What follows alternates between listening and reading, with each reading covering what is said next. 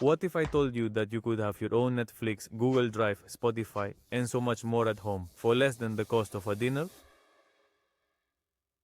Hi everyone and welcome to a new Tech TodAI video. In today's video, I'm going to share my real experience setting up a home server. We'll look at what you can do, how much it costs, the advantages, the drawbacks, and if it's truly worth replacing cloud services with self-hosting.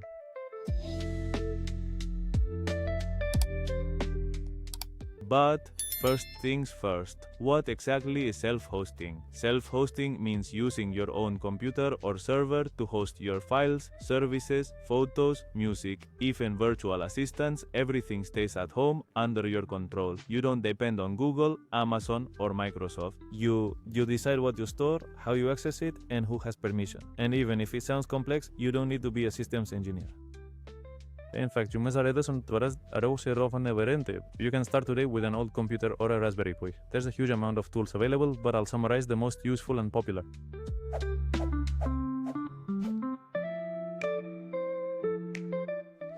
Cloud storage. Nextcloud is the absolute crown jewel. It works just like Google Drive, but on your own network or server.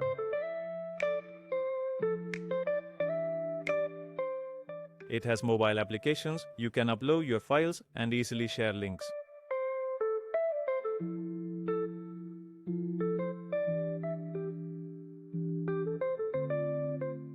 Need to synchronize folders.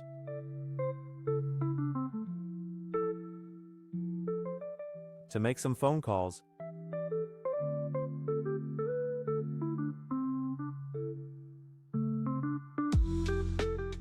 Get Kalaskin in.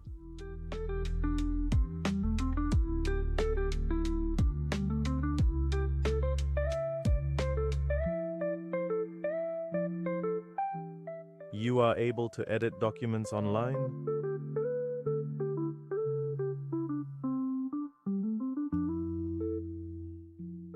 You can even integrate AI assistants or synchronize it with your mobile device. And if you prefer something a bit later or more specific, you have other options like ShareFile, which is very fast for large file synchronization.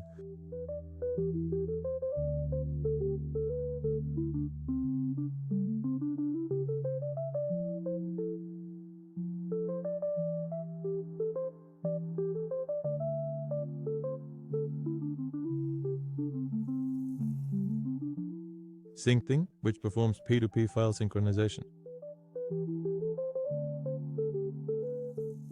Or Fileron, which is like a minimalist Google Drive.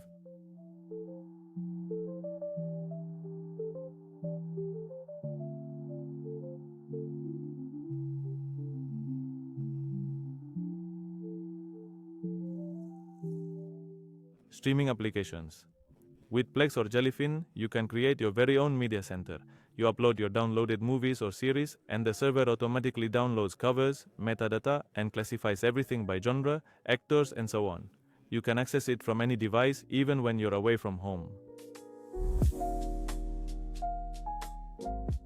Plex is more well known, with free and premium versions, and Jellyfin is 100% free and has no limitations. For photo galleries, if you're tired of Google Photos, for example, IMG is a modern, private alternative with facial recognition and mobile backups.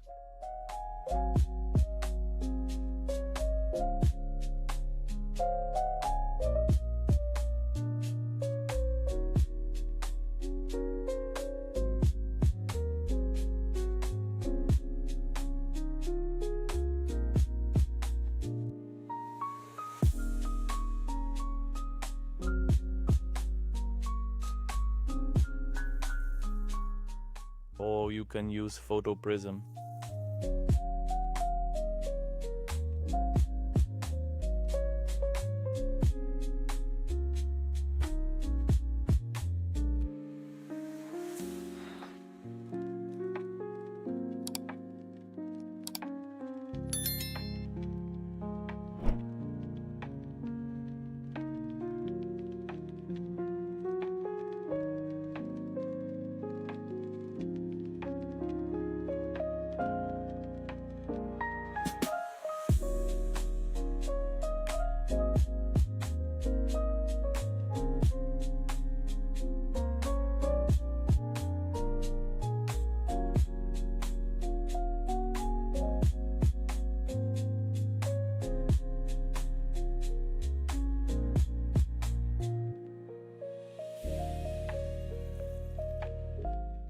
or Here We Go, depending on your style.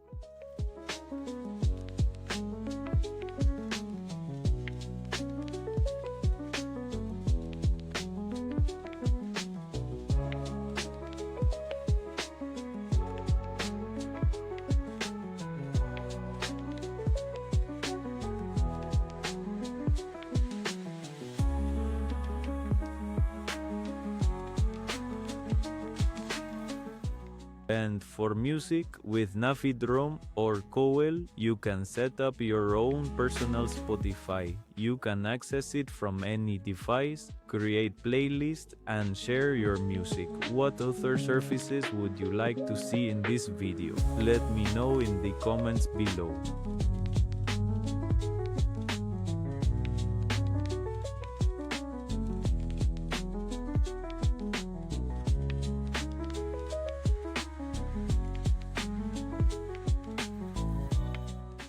There are other applications for home automation, like Home Assistant, where you can control lights, sensors, cameras, and more, all locally without sending data to the cloud. It's perfect if you already have smart home devices and want them to be private. And other useful services would be Bitwarden for managing passwords.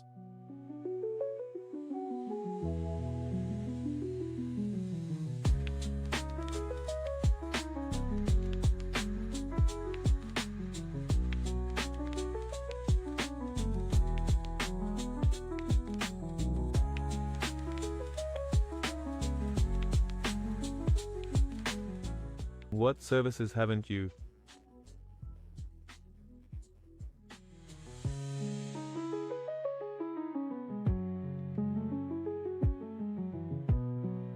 But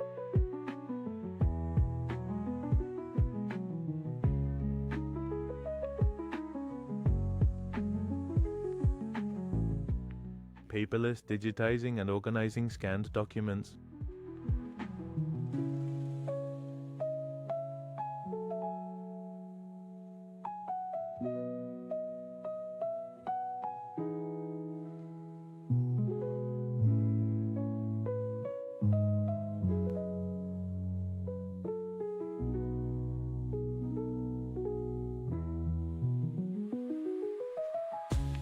Homer, their panels to visually manage all surfaces.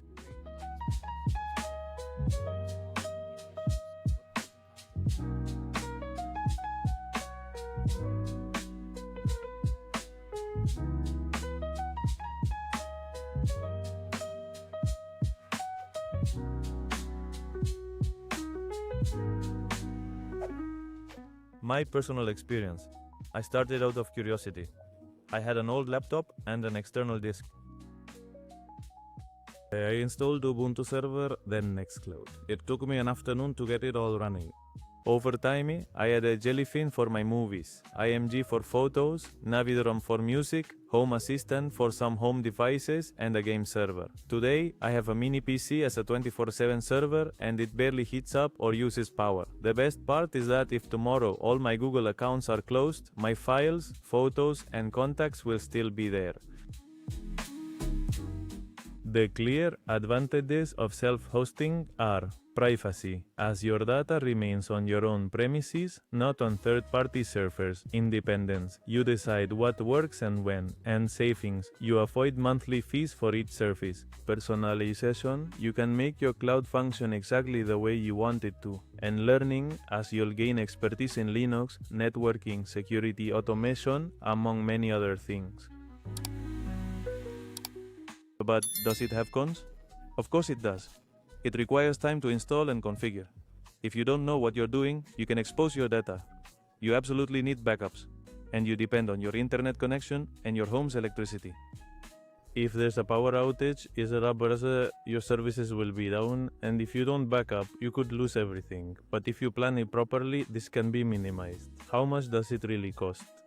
Let's compare it. For cloud storage, for example, Google Drive costs you €10 a month for 2 terabytes. A standard Netflix account is €14 a month and Spotify is €11 a month. In total, that's €35 a month, which annually would be €420.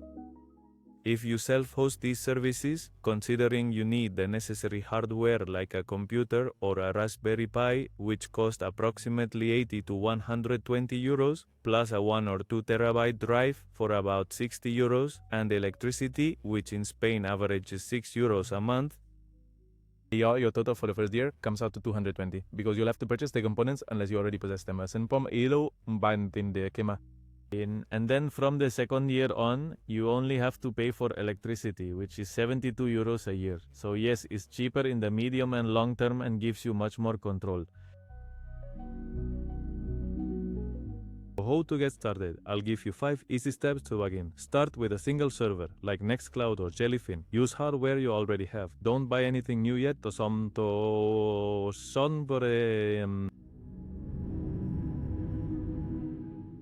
Learn the basics of networks and ports. Don't be scared. Use Docker to simplify installations and backup from the start. You can watch tutorials here on this channel for most of these steps. In conclusion, self-hosting is worth it if you are interested in learning, if you want more privacy, and if you don't mind dedicating some time to maintaining your systems. You don't need a master's or a giant server. With curiosity, a Raspberry Pi, or old laptop, you can start today. And the best part is the knowledge you gain serves you for much more. Work, personal projects, or even saving money. Or have you already done it and have something running at home? Let me know in the comments below and tell me which services you would like to try out first. If you enjoyed this video, please give it a thumbs up, subscribe, and hit that notification bell. Thank you for watching Tech Today. I'll see you all in the next video.